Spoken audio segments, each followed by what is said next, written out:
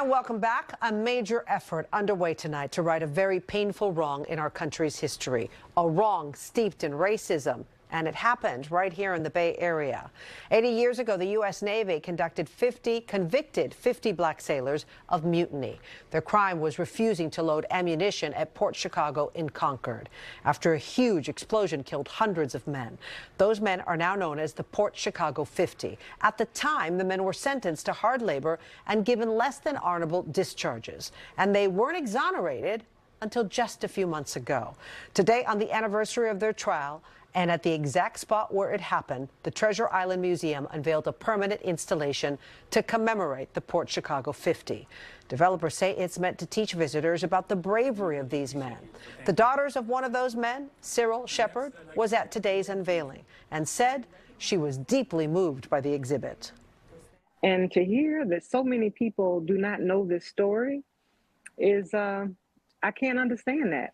And it tells me that that's one of the areas that our country has failed on. These are American heroes. Joining me now is Walt Bilofsky. He's the vice president of the Treasure Island Museum. Thank you so much for being with me. Why has it taken so long to recognize, really, and honor these men and recognize the wrong that was done to them? Well, the Port Chicago story was kind of lost until Professor Robert Allen published a book in the, I think it was about 1980s, that brought it back to consciousness. And since then, there have been efforts continuing to exonerate the men. And finally, on the 80th anniversary of the disaster at Port Chicago, the Navy did that. There was so much mystery, enshrining this and shrouding this. Up until recently, we didn't even know where that trial had happened and that it actually happened at Yerba Buena. And you were instrumental at finding that information. How did you do that? Well, we knew it happened on Yerba Buena, but the Navy and the trial records and the papers never said where. You showed one of the two existing photographs of the trial, of the courtroom, and I was able to get the plans for a building that we suspected was the location, got it from the National Archives, and matched that up with the photo. And with using a Navy map from 1940, was able to locate the exact spot where the building was. Why were you so driven to do that? Why was it so important to you?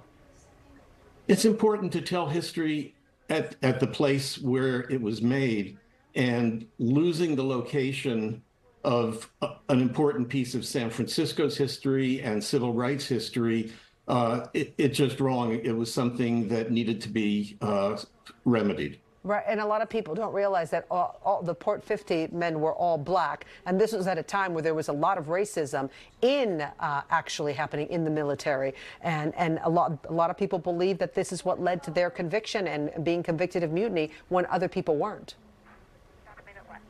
Well, there was a terrible explosion at Port Chicago. You showed pictures of the disaster, and they had to blame somebody, and they blamed the black sailors who were, they were not trained. They were just thrown into loading munitions under dangerous conditions, but they had to blame somebody, and they tried to make scapegoats of them. But the Navy really overreached with the 50 by dragging them into a mutiny trial that was just very, very prejudicial, very badly conducted, and convicting them of mutiny. But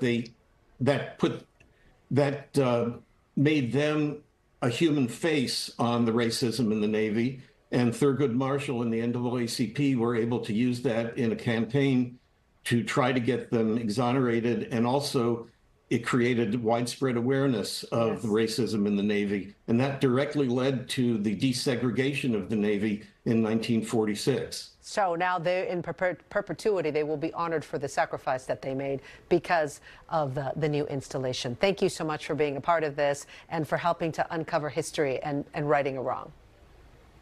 Thank you.